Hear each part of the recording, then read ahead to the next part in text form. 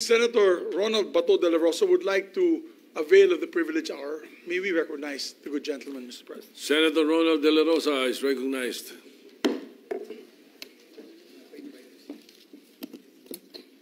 Thank you, Mr. President. Mr. President, today I rise on a matter of personal and collective privilege. Last March 11, 2025, former President Rodrigo Duterte was allegedly kidnapped by International Criminal Police Organization, Interpol, with indispensable cooperation from our authorities. He was then handed over to the International Criminal Court. Counting from today, it has been more than 6 months since that fateful day. Halos 7 buwan na po mula noong araw na sa pilitang kinuha sa atin o kusang sinuko ng kasalukuyang administrasyon ang presidenteng mahal ng napakaraming Pilipino. Just this morning, I read a social media post on the official page of our Vice President Sara Duterte about alleged sham welfare checks conducted on former President Rodrigo Duterte. Let me quote her statement. I have received disturbing information from Malacanang that a report about former President Rodrigo Roa Duterte was submitted to President Ferdinand Marcos Jr. by the Philippine Embassy in The Hague. The officials entered the detention unit under the false pretense of conducting a welfare check and interviewed former President Rodrigo Roa Duterte. Welfare, Mr. President, checked by the very same ones who caused the former Philippine President, possibly the most well-loved Philippine President, to suffer in foreign jurisdiction. Anong klaseng welfare kaya ang kanilang sinisiguro? At kaninong welfare? Bold of them to assume that they are in any position to look into his well-being, when in the very first place, securing his well-being should have meant utmost respect for his person, as well as refusal to surrender him to a foreign court. Not because he was the 16th President of the Republic, but perhaps more importantly, because he is a Filipino. How could those who, months ago, could hardly follow proper legal procedure be now expected to conduct a lawful welfare check? At sa tingin niyo ba, Mr. President, komportable si former President Duterte na kasama ang mga opisyal na ito? Sila na bahagi ng administrasyon na dumakip sa kanya. Hindi ba in layman's terms, kung na-high blood ka sa isang tao, mas gusto mo na lang siyang iwasan? At kung makita mo siyang muli at magtatanong pa siya sa iyo ng kung ano-ano mga tanong tungkol sa iyong welfare, ay tiyak na maha-high blood ka lang ulit. Isn't it safe to assume that their presence merely reminded President Duterte of the grievous injustice he was made to face on that fateful day in March this year? Gugustuhin ba ng isang tao na tumanggap ng dalaw mula sa mga nilalang na maaaring maging sanhi ng pagkulo ng kanyang dugo? Welfare check ba ito o operasyon para mapaikli ang buhay ng dating Pangulo? Kaninong welfare ba ang gusto nila niyong mapabuti? Baka ang mainam ay bulahin niyo na lang ang inyong mga sarili. Huwag niyo nang sayangin ang buwis ng taong bayan sa inyong kasinungalingan. Huwag niyo nang idamay ang dating Pangulo sa pagpapalapad niyo ng papel. Sabi nga ng mga inspirational post sa social media, you cannot heal the same environment that hurt you. You cannot heal the company of those who merely stood and watched while you were harmed. Ang tingin ba ng administrasyon na ito ay hindi kayang alagaan ng kanyang pamilya si former President Duterte? More to the point, what was the interview for?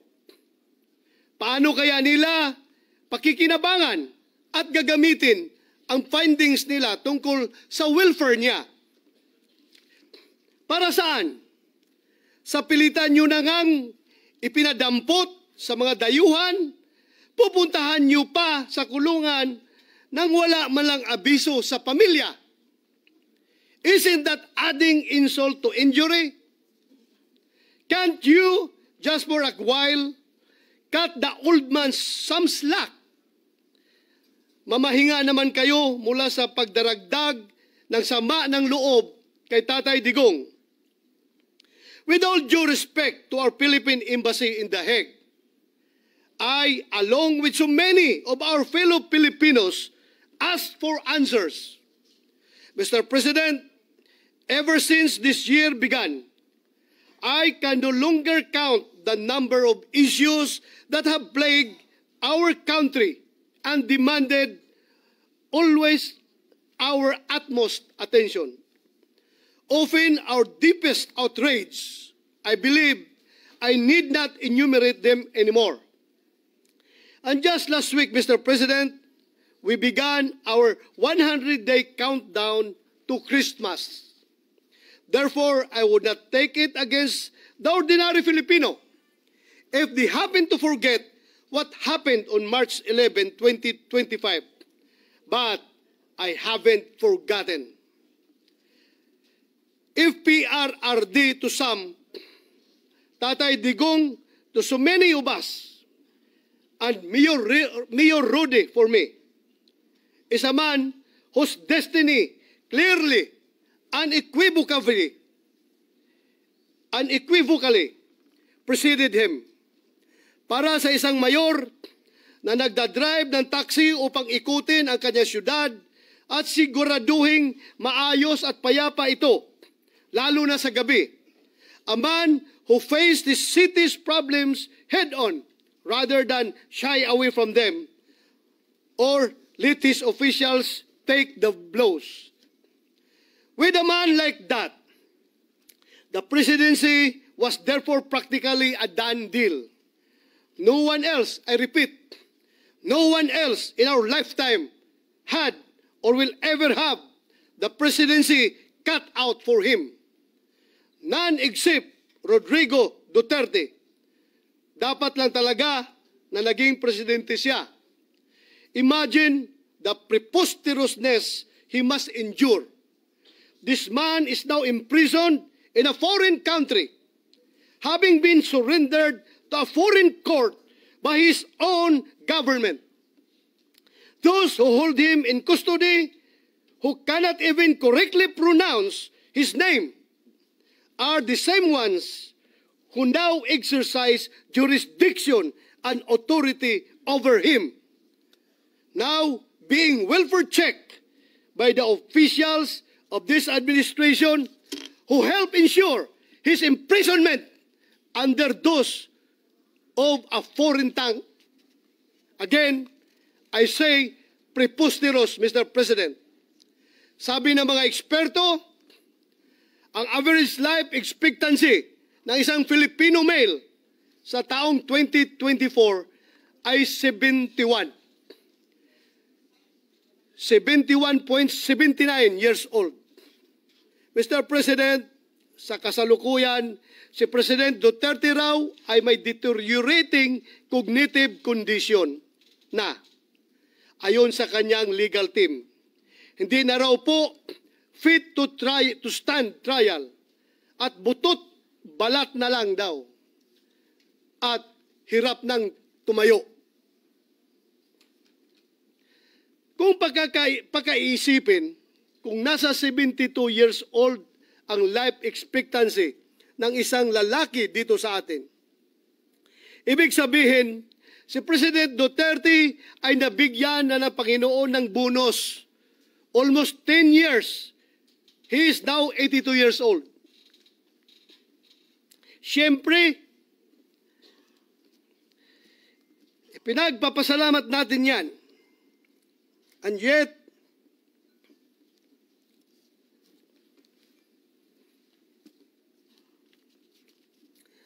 if we accept the fact that he may not have long,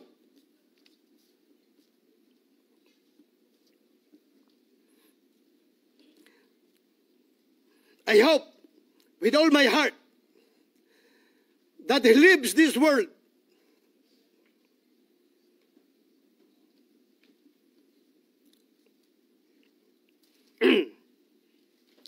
not in the presence of officials who visit him on the pretext of a pseudo welfare check, but instead in the company of the people he loves.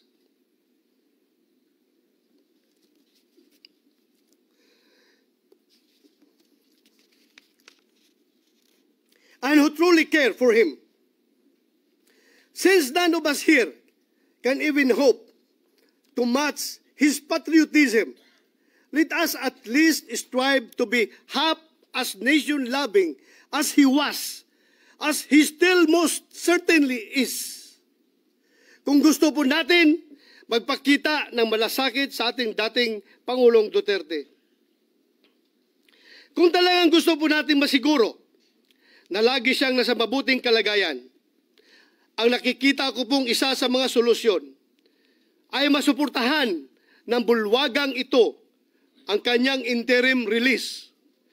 Or more conservatively, let us at least take up proposed Senate Resolution number 18 or resolution expressing the sense of the Senate strongly urging the Philippine government to advocate before the International Criminal Court for the interim release of former President Rodrigo Rua Duterte in a form of house arrest arrangement in a residence in The Hague, the Netherlands. Hindi naman siguro kalabisan ang hiling na yan. Sa tingin ko ay hindi naman sobra. Lalo na't magpapasko na. I therefore urge this august body for proposed Senate Resolution number 18 to finally be included in our agenda. I am asking this not just as a senator, but as a Filipino.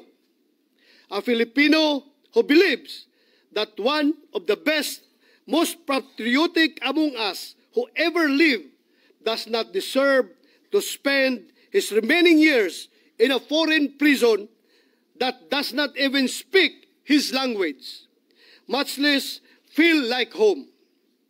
In the end, perhaps, this is the least that we can do in the name of all that he has done for this nation.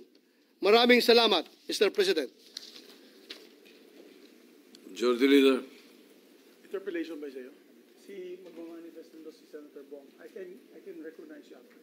Yes, there are colleagues, some of our colleagues want to interpolate our distinguished colleague, Senator Bato de la Rosa, but there are several other colleagues who also want to stand up to give a similar manifestation, Mr. President.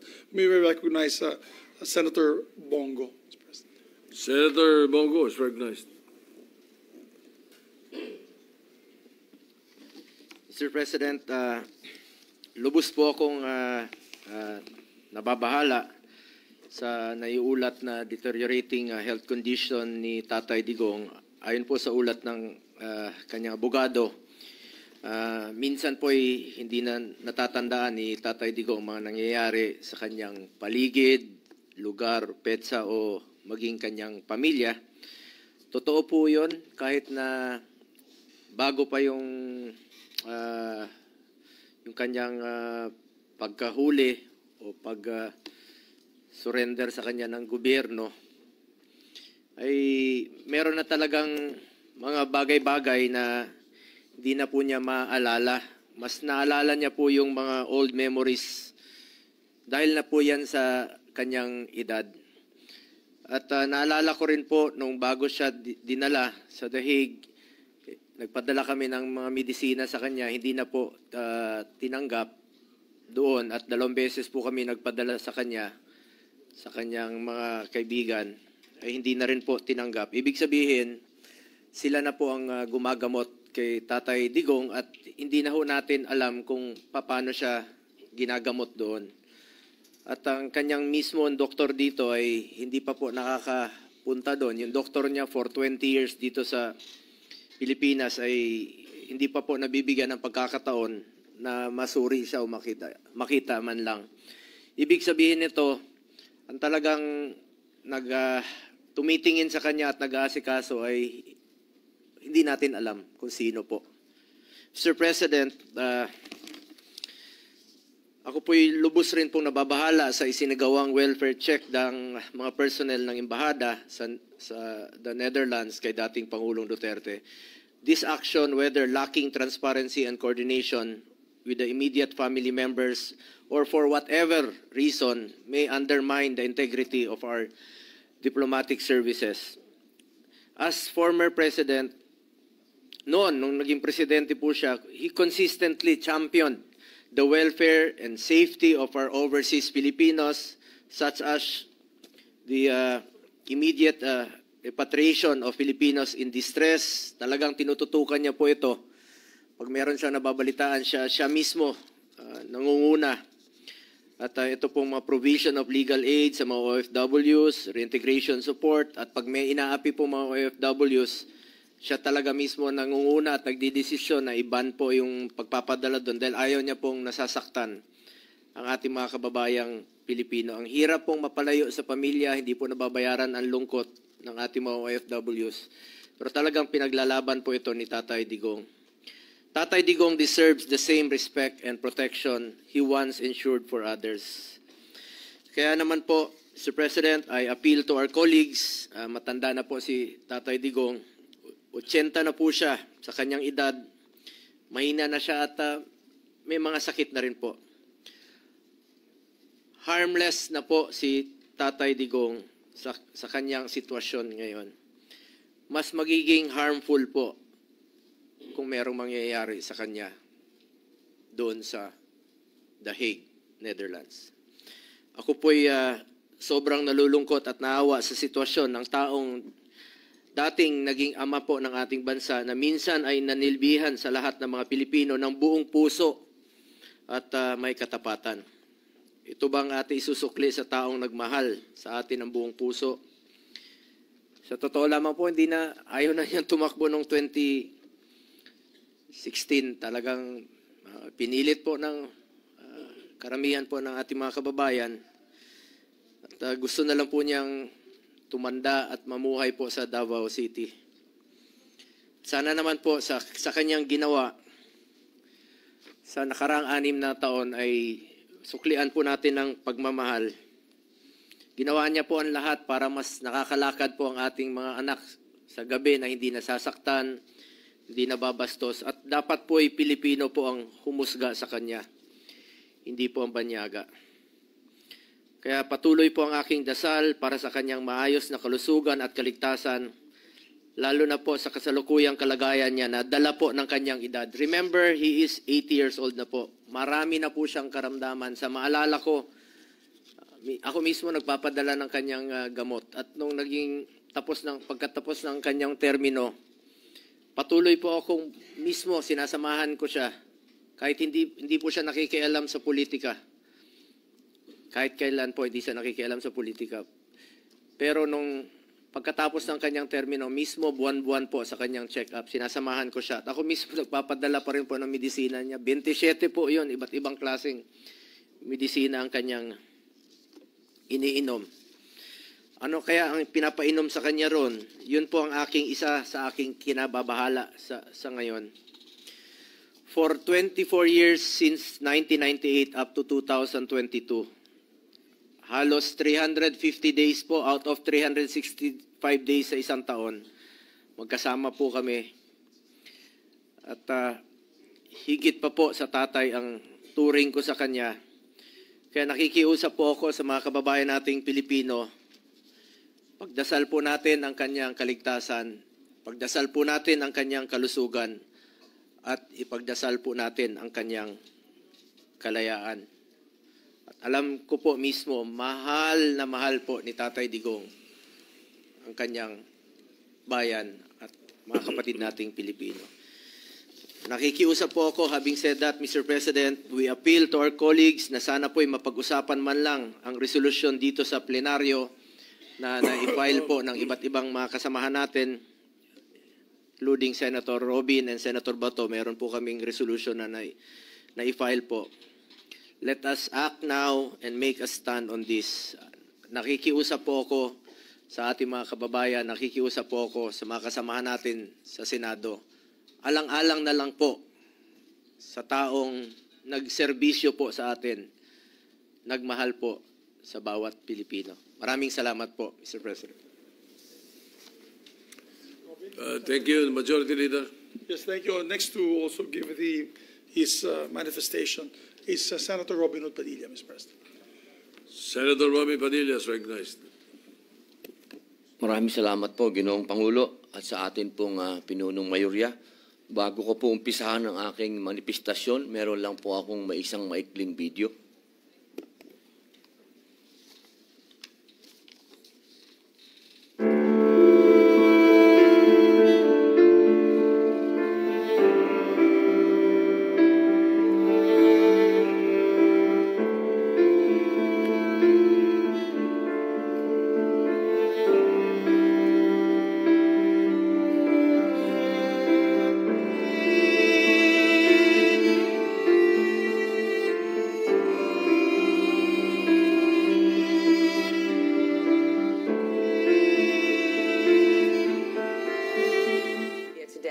acting on an arrest warrant issued by the International Criminal Court. Now, the ICC alleges Duterte committed crimes against humanity in his brutal crackdown on drugs that killed. I have seen him, and he's okay, but he's so thin, skin and bones. Former president's team sought an indefinite suspension, stating that Duterte is supposedly not fit to stand trial.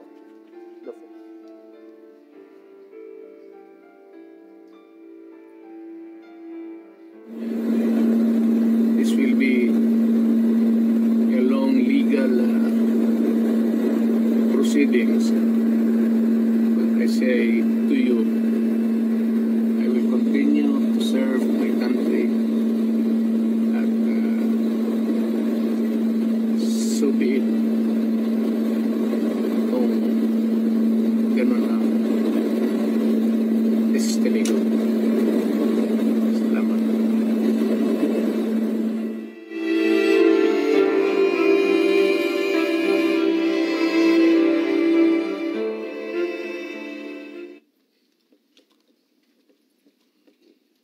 Ginoong Pangulo, February 25, 1986 po, nang kinidnap si Pangulong Ferdinand Marcos Sr. mula sa Pilipinas patungong Hawaii. Kasabay po ito ng People Power. September 7 po, 1993, nailipad ang katawan ni Ferdinand Marcos Sr. mula sa Hawaii papuntang Pilipinas. November 18 po, 2016, sa isang pribadong seremonya, inilabas ang labi ni Ferdinand Marcos Sr. mula sa Ilocos Norte, dinala sa libingan ng mga bayani sa Taguig, Metro Manila, at doon po siya inilibing.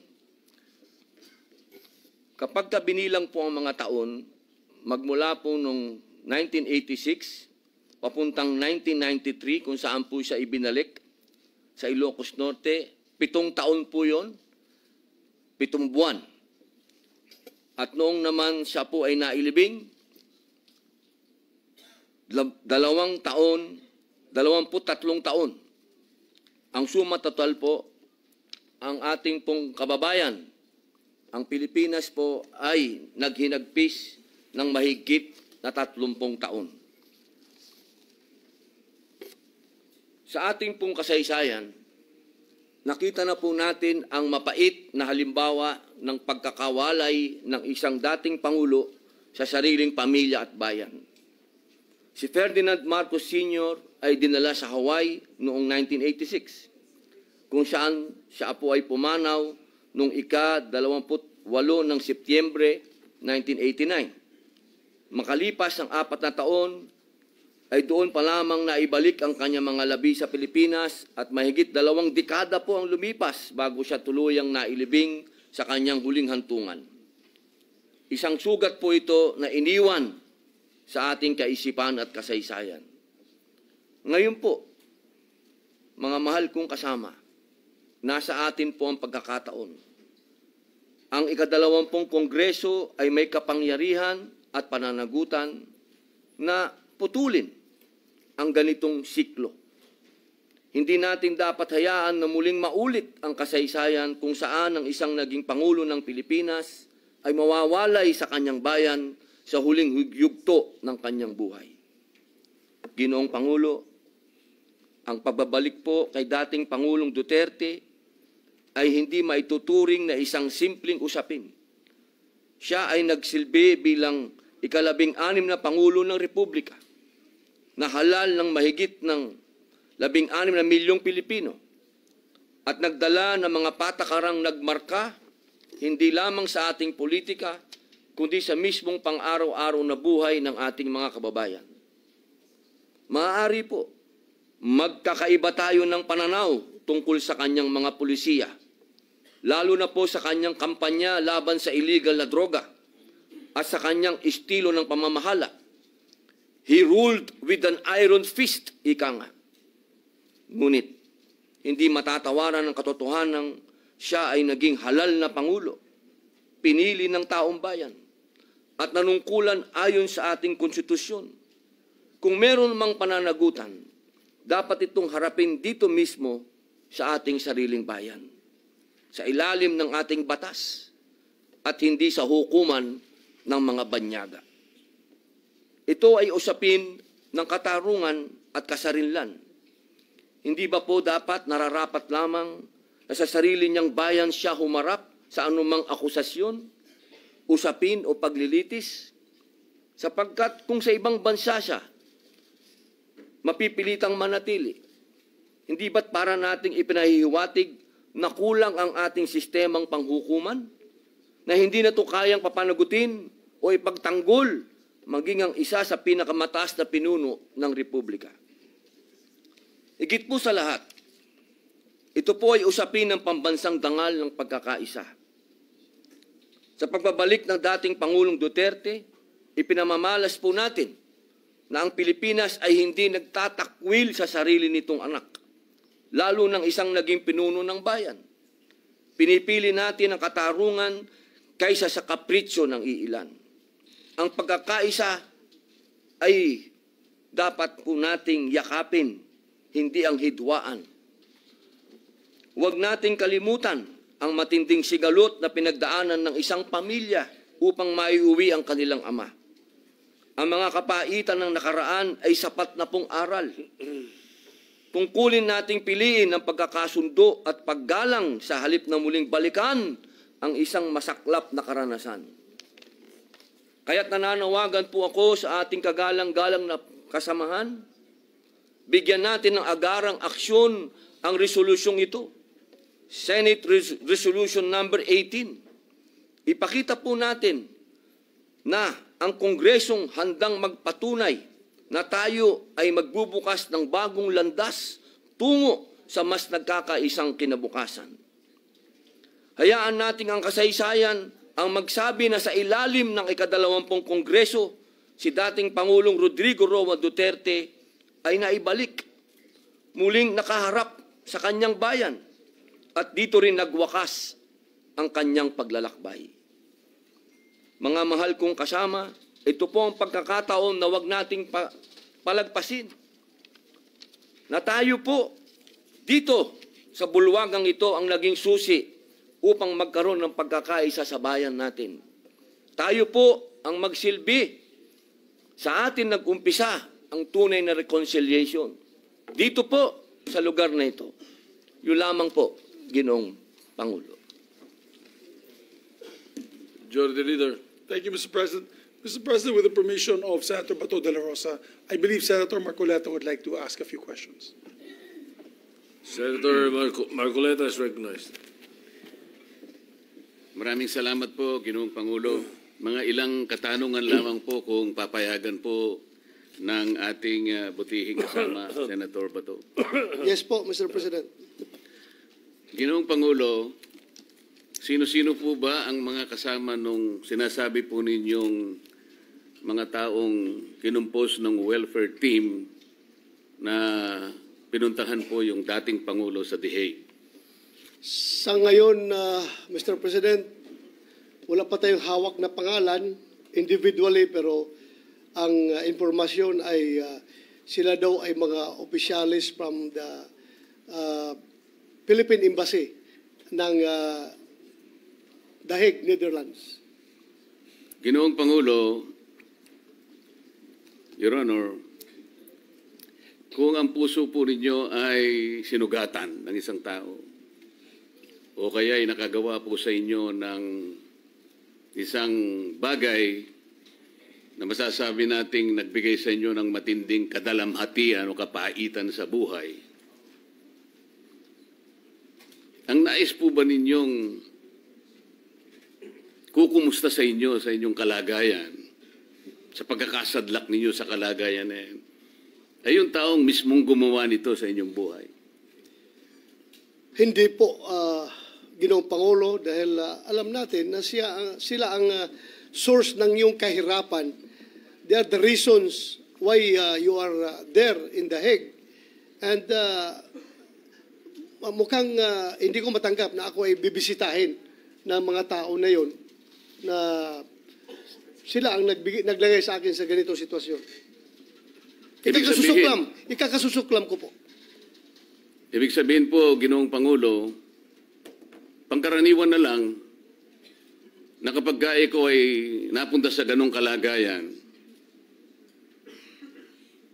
ang inaasahan mong bibisita sa iyo ay siguro ay yung mga kaibigan mo o kapalagayan mo ng loob. Tama po ba?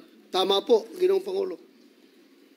So maaaring kapag pinuntahan ka ng taong alam mong siyang gumawa sa kinasadlakan mo sa buhay at siya pa ang bibisita sa iyo, hindi ka ba magsususpetsa sa pakay niya sa pagpunta sa iyo?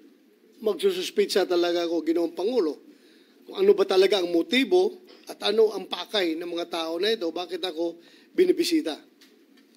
Sapagkat hindi nga pangkaraniwan na sila ang bibisita sa iyo. Tama po. Tama po, Ginoong Pangulo.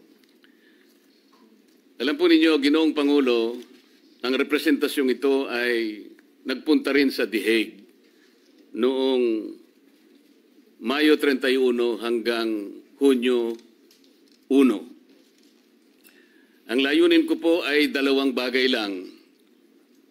Una po, para magpasalamat sa kanya sapagkat isang bukas na aklat naman na talagang inendorso po niya ang aking kandidatura kung bakit ako po ay kasama ninyo ngayon sa kapulungan ito. Pangalawa po ay upang malaman ko na rin kung ano ang kanyang kalagayan sapagkat sa huling pagkikita po namin sa Hong Kong ay Marso 9 pa po yun. Na tama po yung sinasabi ni kasamang Senador Robin o ay kasamang Senator Bong. Nakita ko po doon habang kami po ay kumakain, sari-saring kulay po ng gamot ang ibinibigay po ng nurse. Napakarami po, hindi ko po kayang bilangin. Kaya ang una ko pong sigurong malaman kung ano na po yung kalagayan ng kanyang kalusugan, yung po kayang dami ng gamot na nakita ko na iba-ibang kulay, ay doon pa rin kaya at naiinom pa kaya. So Ako po ay nagpatulong talaga sa ating embahada sa Netherlands. Kasi madalian po yung aking pagpunta roon, Ginoong Pangulo. 2 araw lamang po yun. Mahaba po ang lakbayin, ngunit yun po lamang ang 2 araw na kailangan ko pong makarating. Kaya siniguro ko po sana na sa kadahilan ng yun ay makita ko lang kahit ilang oras lang. Sa kasamang palad, Ginoong Pangulo, ay hindi man lamang po ako tinawagan ng embahada. Nagpatulong po ako sa ating embahada. Kaibigan ko po yung ambassador natin sa Korea, South Korea. Ang sabi ko po, Ginoong Pangulo, pwede bang tulungan mo ako na kahit ilang minuto lang, makausap ko lang, maligaya na ako ron. Maipaabot ko lang ang aking pagpapasalamat. Alam po ba ninyo, Ginoong Pangulo, na ako po ay hindi nagkapalad? Hindi po ba kayo magtataka ngayon, Ginoong Pangulo, Senator Bato, kung bakit yung ICC pinayagan na makarating o mabisita ang ating Pangulo sa hindi maipaliwanag na layunin na merong welfare check. Kasi po nung ako, Ginoong Pangulo, masasabi ko na rin na mahigpit daw po. Yun ang tanging ibinilin lang sa akin ng embahada, bagamat hindi ko po nakausap ng personal. Ang tinatanggap lamang daw po ay miyembro ng pamilya at miyembro ng legal team. Pero nagbakasakali rin po ako, Ginoong Pangulo, sapagkat nasa lugar naman po siguro ang pakiusap ko at bilang paggalang na lang sana nila, hindi na po sa akin siguro bilang ako, kung hindi yung institusyon na aking kinakatawan sapagkat ako po ay nanalo na nga pong senador nung panahon na yon. Yun po ay hindi man lang nila isinaalang-alang. Sa palagay po ba ninyo, Ginoong Pangulo, ay dapat po bang biguin ako ng embahada samantalang ganun din naman ang pakay ko? Gusto ko ring makita rin ang kalagayan ng ating Pangulo, dating Pangulo. Sa kasalukuyan mong status, Ginoong Pangulo, bilang isang senador ng Republika ng Pilipinas, kung ako ang isa sa mga opisyalis doon sa embahada ng Pilipinas sa Dahig, ay gagawa ako ng lahat ng paraan para ikaw ay mabigyan ng pagkakataon na makabisita sa ating mahal na dating Pangulong Duterte. Salamat po sa inyong sagot. Ginoong Pangulo, hindi naman po lingid sa ating kaalaman na sa mga nakakarang araw, mukhang kaya po na-postpone yung hearing sa The Hague ng dating Pangulo sa kadahilan ng may aligasyon po na parang ang ating dating Pangulo po ay nagsasuffer sa tinatawag nilang cognitive impairment o cognitive decline. Ibig po sabihin parang hindi niya na maalala yung mga ibang bagay na nangyayari, nagkakaroon na po ng disconnect. Kaya po daw na-reset o naipagpaliban ang kanyang trial. Sa palagay po ba niyo, Ginoong Pangulo, ang pagpunta ng team na yon para mag-welfare check ay para tingnan kung talagang totoo yung ginamit na legal excuse ng abogado ng dating Pangulo? I can only speculate, Mr. President, but I don't really have the facts obtaining on the ground. Sa tingin ko lang talaga ay baka yan ang purpose bakit sila pumunta doon para i-confirm siguro kung talagang totoo ba na mayroong cognitive impairment ang ating dating Pangulo.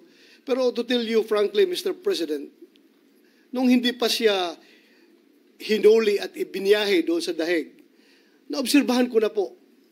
Kasi I was with the man way back 1986 when I graduated from PMA.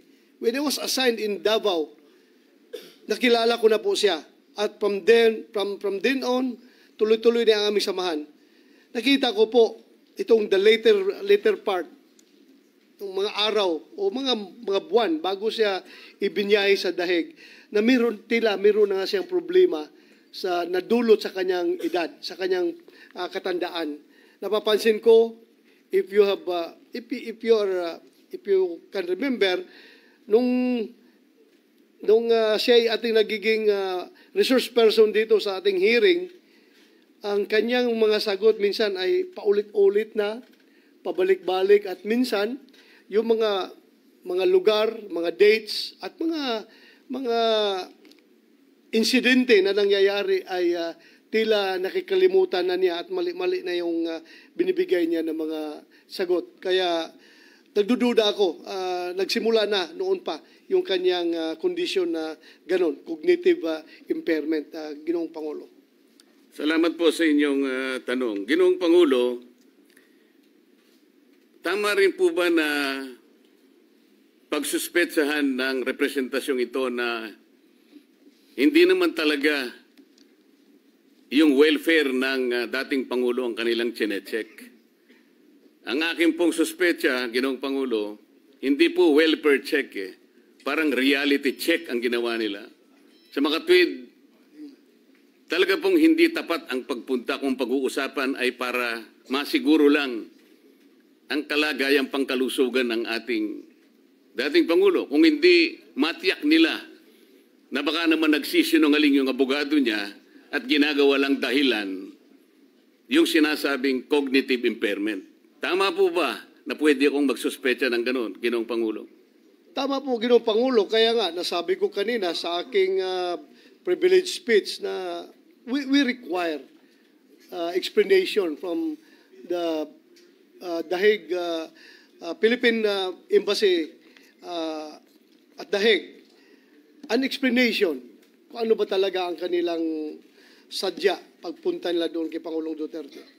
Tama rin po ba na magsuspecha ang representasyong ito, Ginoong Pangulo, na merong double standard ang International Criminal Court sapagkat kung talaga pong mahigpit ang kanilang panuntunan na miyembro lang ng pamilya o kaya miyembro ng legal team ang pwedeng dumalaw sa kanya, bakit po yung welfare team na yun, kung totoo mang welfare ang kanilang hinahanap, ay pinayagan ng ICC? Sa makatwid po, ako po'y nagsususpecha na talagang hindi na parehas ang pagtingin ng International Criminal Court. Tama po ba ako ay magsususpecha ng gano'n, Ginoong Pangulo? Tama po, Ginoong Pangulo, dahil ano ba ang diferensya between a senator of the Republic of the Philippines at saka yung mga opisyalis ng Embahada ng Pilipinas doon sa The Hague? Bakit sila pinagbigyan tapos ikaw hindi?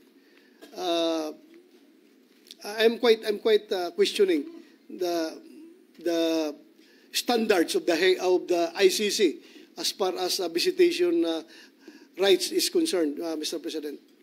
At tama rin po sigurong isipin natin, Ginoong Pangulo, na ang pinakatapat na testimonya ng isang tao na naglalagak ng katapatan sa puso niya na gusto niyang makita talaga ang kalagayan ng Pangulo, ay lalong maisip niya na para siguro mailagak mo sa talagang tamang welfare o pagkalusugan ng dating Pangulo, pinakamabuti na yung ikaw na rin siguro magsakit, magsikap na makiusap para ang dating Pangulo siguro habang pending ang kanyang trial ay payagan siguro makauwi sa kanyang bansa.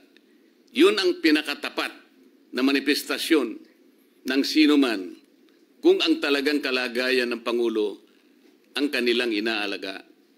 Yes, Mr. President, that is the ultimate manifestation of your concern about the welfare of the former president. If you really want him to be in good condition, if you want him to be, if you're after for his welfare, then I think the best thing to do is to bring him home, Mr. President. Maraming salamat po, Ginoong Pangulo. Thank you, Mr. President. Majority Leader.